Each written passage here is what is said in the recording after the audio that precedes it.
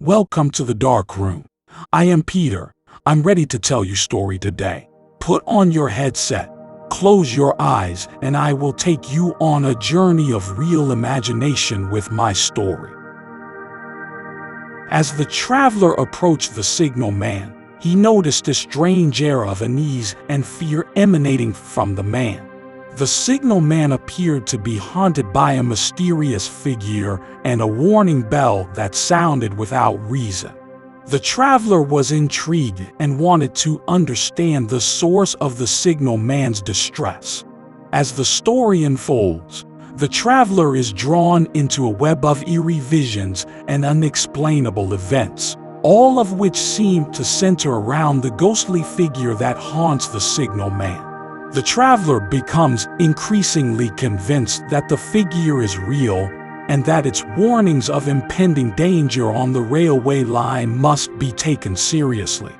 As the traveler delves deeper into the signal-man's world, he begins to unravel a mystery that is far more complex and unsettling than he ever imagined.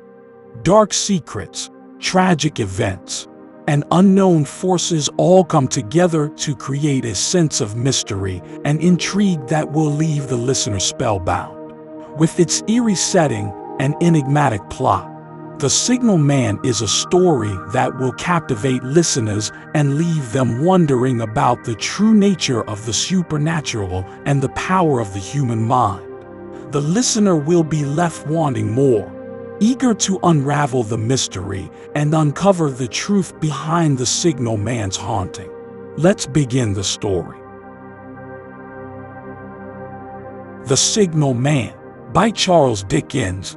Hello there. When he heard a voice thus calling to him, he was standing at the door of his box, with a flag in his hand, furled round its short pole.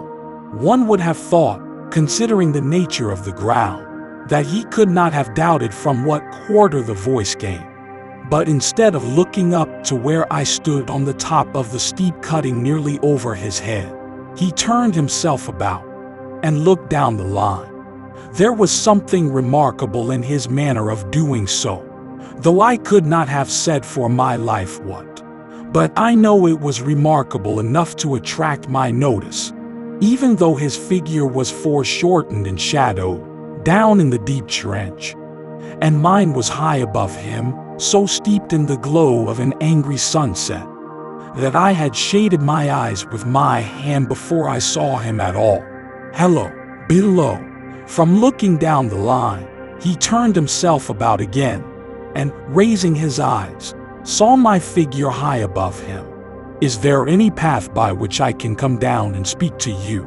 He looked up at me without replying, and I looked down at him without pressing him too soon with a repetition of my idle question.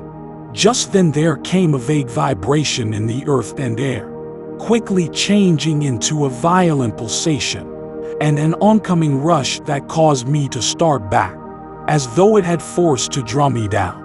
When such vapor as rose to my height from this rapid train had passed me, and was skimming away over the landscape, I looked down again, and saw him refurling the flag he had shown while the train went by. I repeated my inquiry, after a pause, during which he seemed to regard me with fixed attention. He motioned with his rolled-up flag towards a point on my level, some 200 or 300 yards distant. I called down to him, "All right," and made for that point. There, by dint of looking closely about me, I found a rough zigzag descending path notched out, which I followed. The cutting was extremely deep and unusually precipitate. It was made through a clammy stone that became oozier and wetter as I went down. For these reasons, I found the way long enough to give me time to recall a singular air of reluctance or compulsion with which he had pointed out the path. When I came down low enough upon the zigzag descent to see him again, I saw that he was standing between the rails on the way by which the train had lately passed, in an attitude as if he were waiting for me to appear. He had his left hand at his chin, and that left elbow rested on his right hand, crossed over his breast. His attitude was one of such expectation and watchfulness that I stopped a moment, wondering at it. I resumed my downward way, and stepping out upon the level of the railroad, and drawing nearer to him, saw that he was a dark, sallow man, with a dark beard and rather heavy eyebrows. His post was in as solitary and dismal a place as ever I saw. On either side, a dripping wet wall of jagged stone, excluding all view but a strip of sky. The perspective one way only a crooked prolongation of this great dungeon.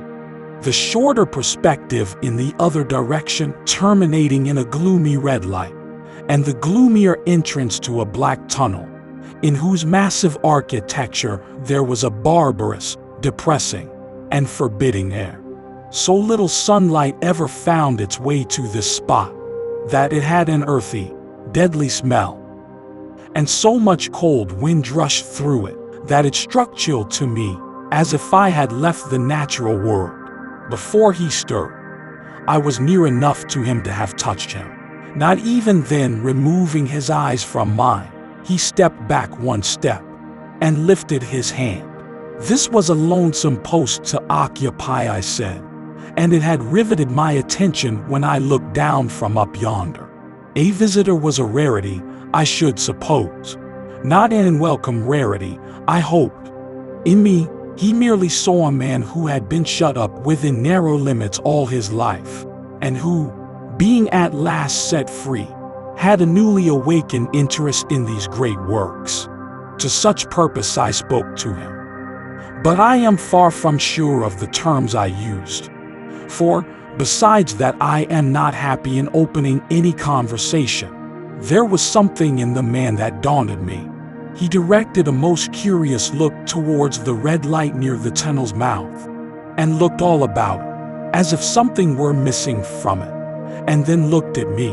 That light was part of his charge, was it not? He answered in a low voice. Don't you know it is? The monstrous thought came into my mind, as I perused the fixed eyes and the saturnine face, that this was a spirit, not a man. I have speculated since, whether there may have been infection in his mind. In my turn, I stepped back, but in making the action, I detected in his eyes some latent fear of me. This put the monstrous thought to flight. You look at me, I said, forcing a smile, as if you had a dread of me. I was doubtful, he returned, whether I had seen you before. Where? He pointed to the red light he had looked at. There, I said, intently watchful of me. He replied, but without sound. Yes. My good fellow, what should I do there? However, be that as it may, I never was there, you may swear. I think I may, he rejoined. Yes, I am sure I may. His manner clear, like my own. He replied to my remarks with readiness, and in well-chosen words. Had he much to do there? Yes. That was to say, he had enough responsibility to bear. But exactness and watchfulness were what was required of him, and of actual work, manual labor, he had next to none. To change that signal, to trim those lights, and to turn this iron handle now and then, was all he had to do under that head. Regarding those many long and lonely hours of which I seemed to make so much, he could only say that the routine of his life had shaped itself into that form, and he had grown used to it. He had taught himself a language down here, if only to know it by sight, and to have formed his own crude ideas of its pronunciation could be called learning it. He had also worked at fractions and decimals, and tried a little algebra. But he was, and had been as a boy, a po hand at figures. Was it necessary for him when on duty always to remain in that channel of damp air? And could he never rise into the sunshine from between those high stone walls? Why, that depended upon times and circumstances. Under some conditions there would be less upon the line than under others, and the same held good as to certain hours of the day and night. In bright weather, he did choose occasions for getting a little above these lower shadows, but being at all times liable to be called by his electric bell, and at such times listening for it with redoubled anxiety, the relief was less than I would suppose. He took me into his box, where there was a fire, a desk for an official book in which he had to make certain entries, a telegraphic instrument with its dial, face, and needles, and the little bell of which he had spoken. On my trusting that he would excuse the remark that he had been well educated, and I hoped I might say without offense perhaps educated above that station, he observed that instances of slight incongruity in such wise would rarely be found wanting among large bodies of men.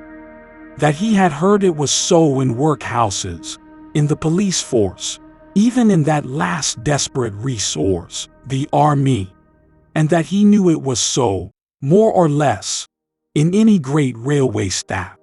He had been, when young if I could believe it, sitting in that hut, he scarcely could, a student of natural philosophy, and had attended lectures.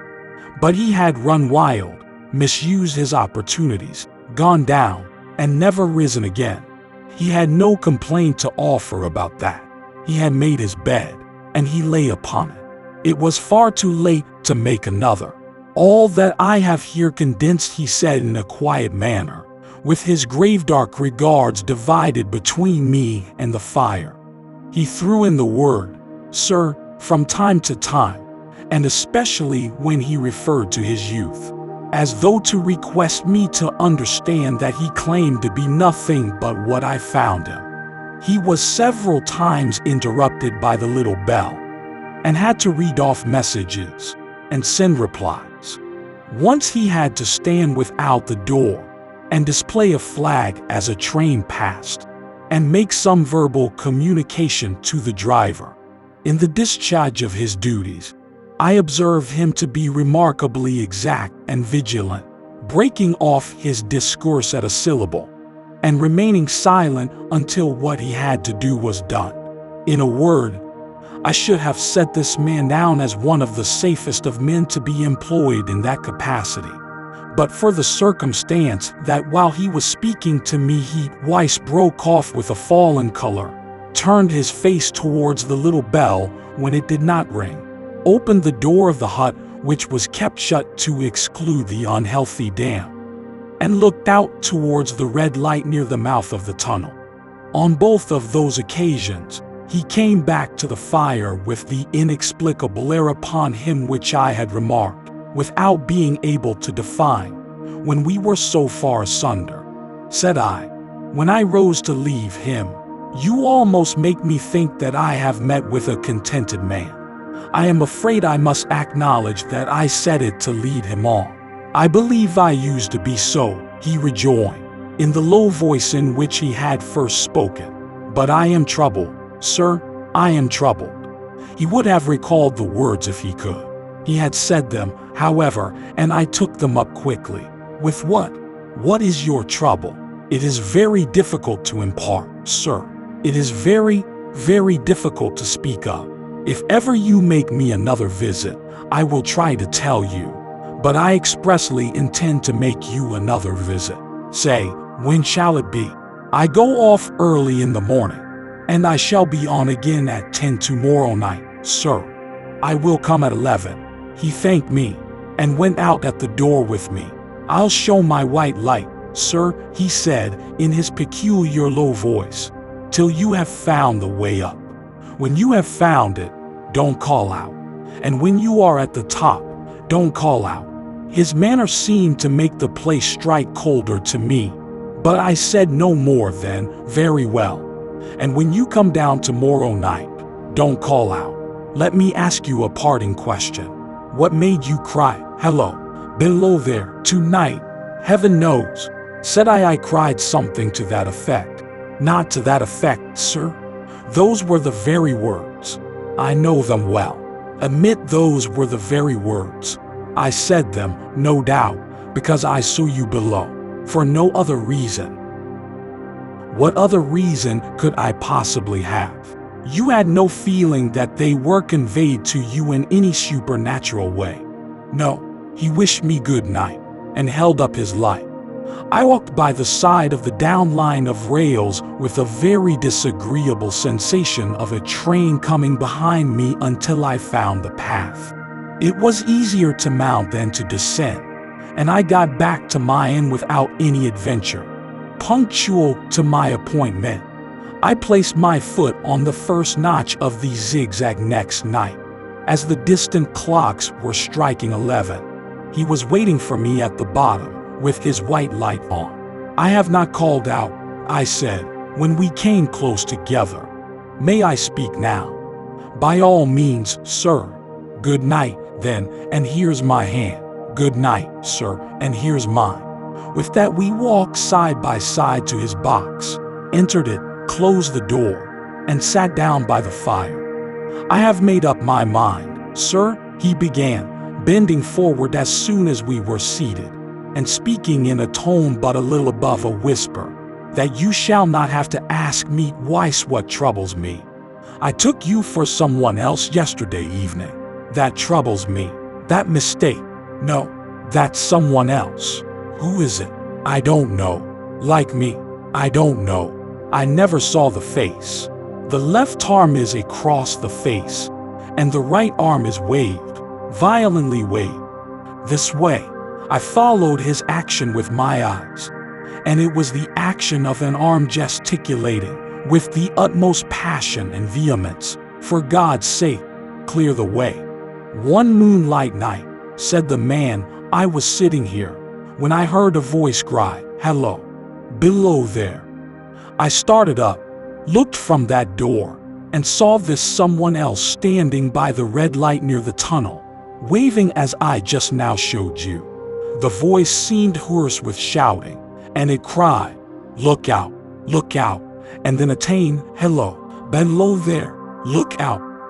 I caught up my lamp, turned it on red, and ran towards the figure, calling, 'What's wrong?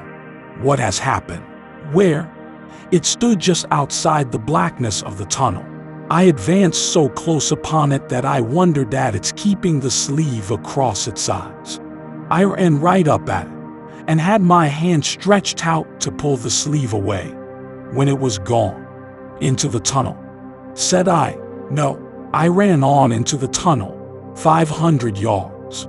I stopped, and held my lamp above my head, and saw the figures of the measured distance, and saw the wet stains stealing down the walls and trickling through the arch. I ran out again faster than I had run in, for I had a mortal abhorrence of the place upon me. And I looked all round the red light with my own red light. And I went up the iron ladder to the gallery atop of it. And I came down again, and ran back here. I telegraphed both ways. An alarm has been given. Is anything wrong? The answer came back, both ways, all well.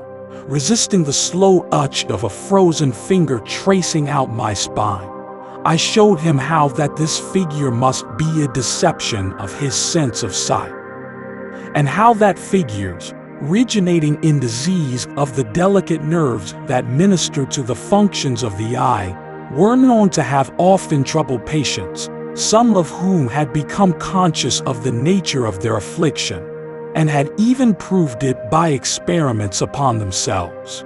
As to an imaginary cry, said I, do but listen for a moment to the wind in this unnatural valley while we speak so low, and to the wild harp it makes of the telegraph wires.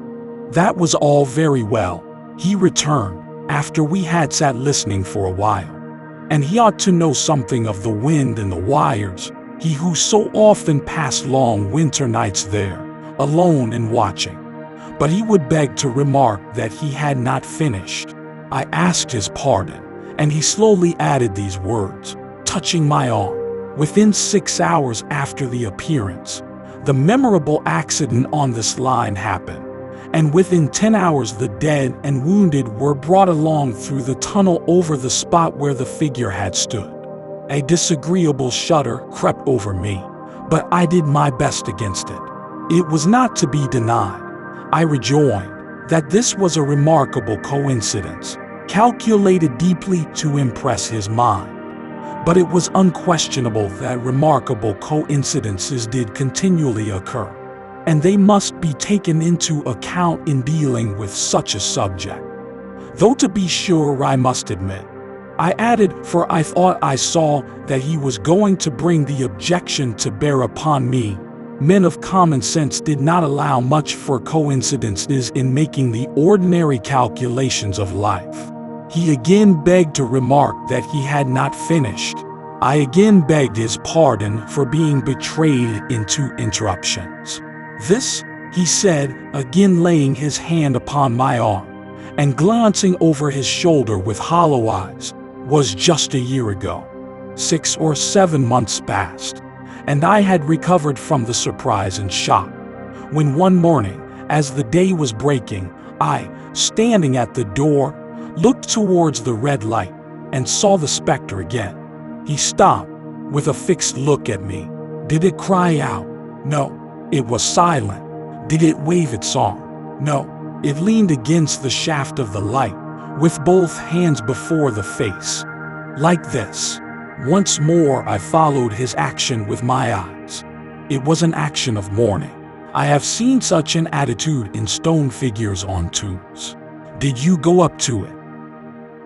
I came in and sat down, partly to collect my thoughts, partly because it had turned me faint. When I went to the door again, daylight was above me, and the ghost was gone. But nothing followed. Nothing came of this. He touched me on the arm with his forefinger, twice or thrice, giving a ghastly nod each time. That very day, as a train came out of the tunnel, I noticed, at a carriage window on my side, what looked like a confusion of hands and heads, and something waved. I saw it just in time to signal the driver, "Stop." He shut off and put his brake on, but the train drifted past here 150 yards or more. I ran after it, and as I went along, heard terrible screams and cries. A beautiful young lady had died instantaneously in one of the compartments, and was brought in here, and laid down on this floor between us. Involuntarily I pushed my chair back, as I looked from the boards at which he pointed to himself. True, sir, true. Precisely as it happened, so I tell it you. I could think of nothing to say, to any purpose, and my mouth was very dry. The wind and the wires took up the story with a long lamenting wail. He resumed, "Now, sir, mark this, and judge how my mind is troubled. The specter came back a week ago. Ever since, it has been there, now and again, by fits and starts. At the light, at the danger light. What does it seem to do?" He repeated, if possible with increased passion and vehemence, that former gesticulating of, "For God's sake, clear the way."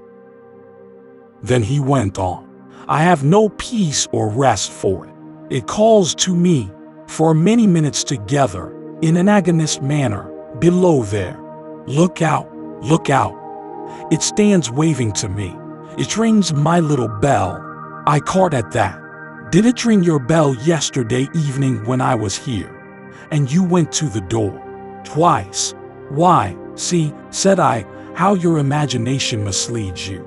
My eyes were on the bell, and my ears were open to the bell. And if I am a living man, it did not ring at those times.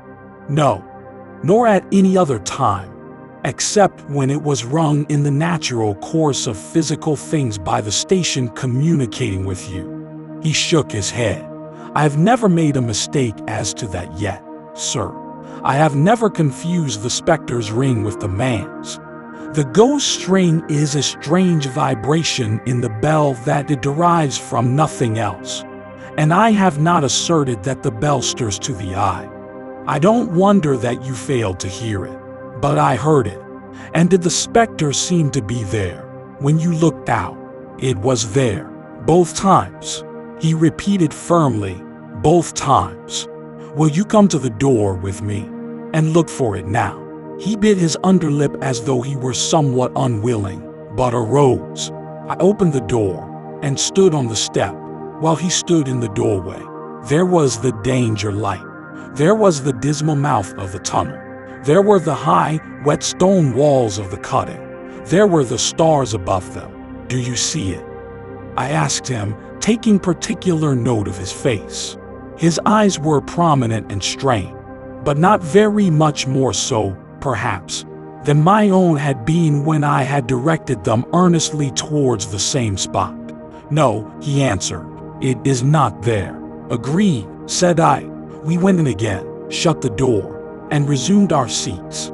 I was thinking how best to improve this advantage, if it might be called one, when he took up the conversation in such a matter-of-course way, so assuming that there could be no serious question of fact between us, that I felt myself placed in the weakest of positions.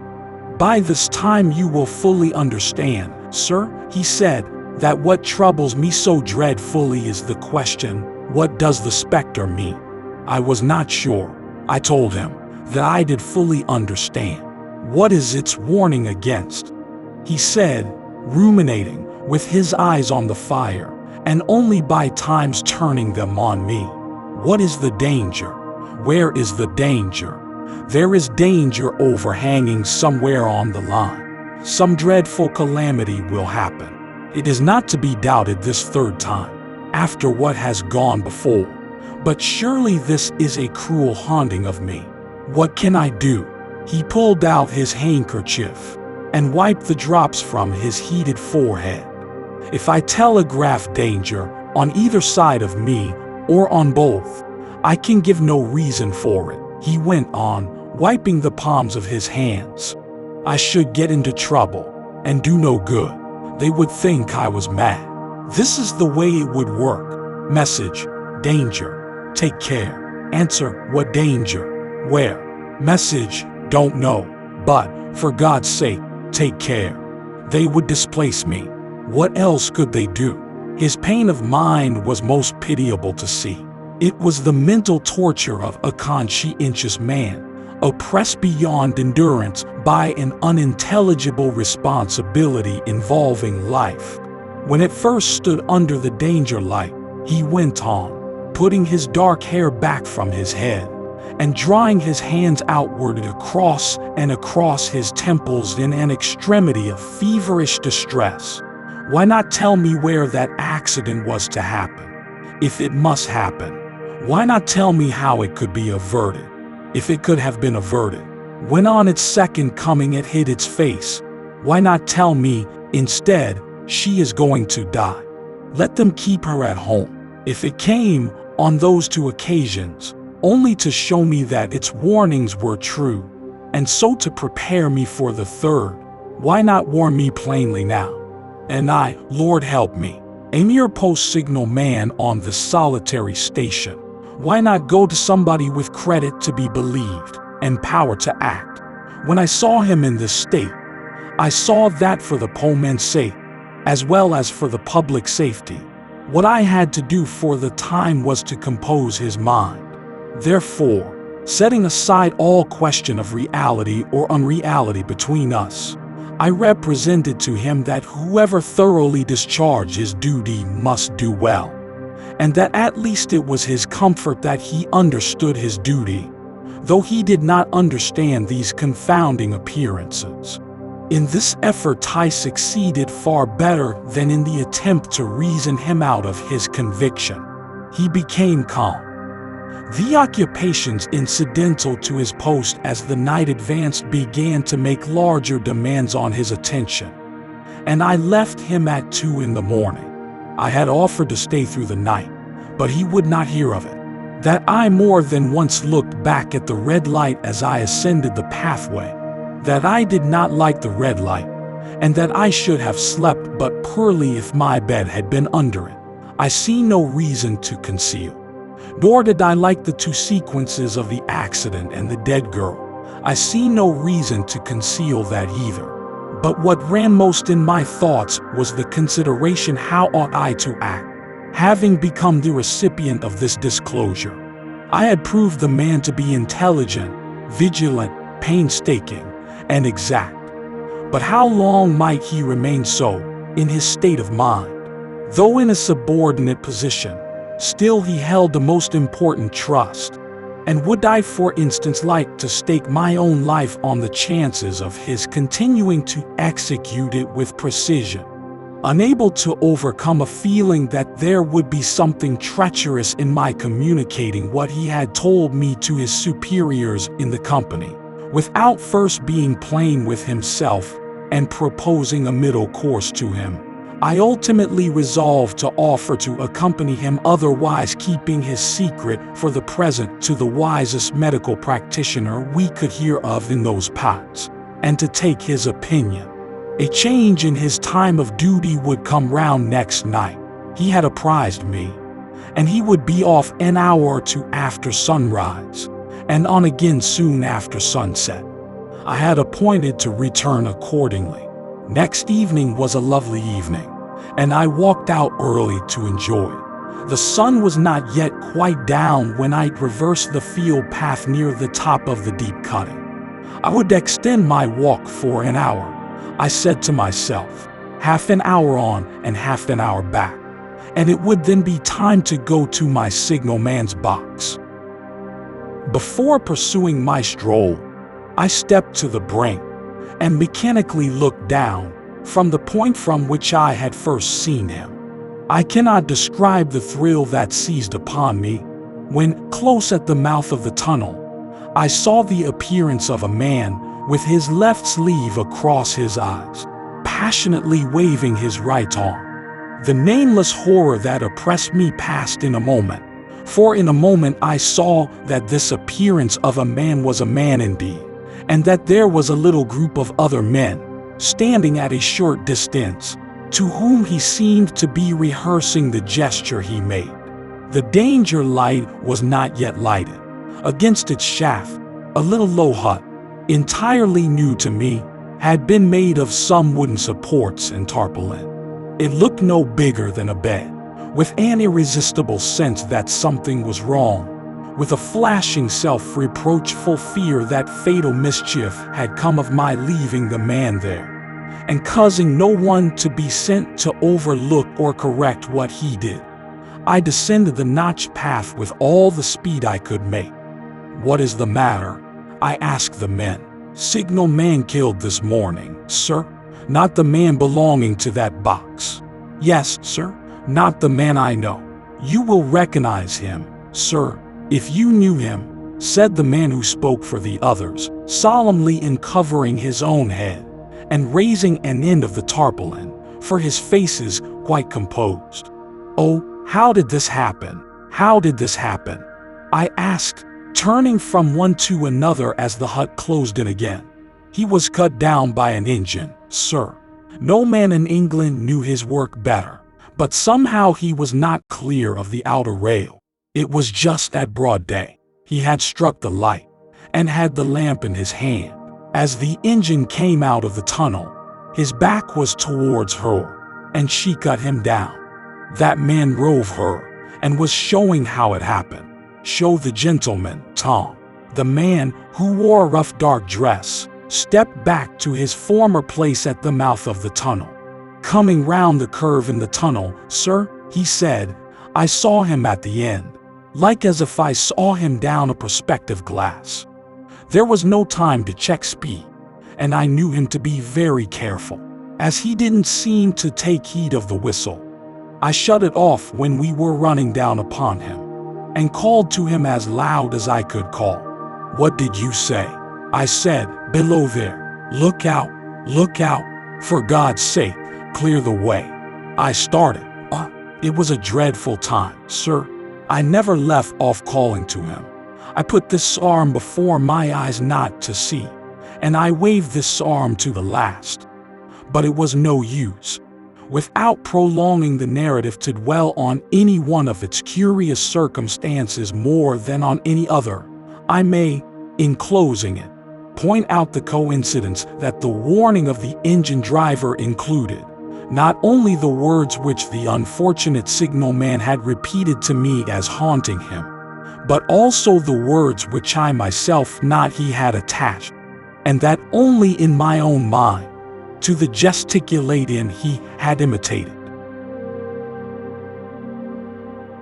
And that's the end of our story. I hope you enjoyed listening to it as much as I enjoyed telling it. You want to hear more stories like this one? Don't forget to hit the subscribe button and turn on the notification bell, so you'll be the first to know when the next video comes out. Thank you so much for watching, and I can't wait to share more stories with you in the future.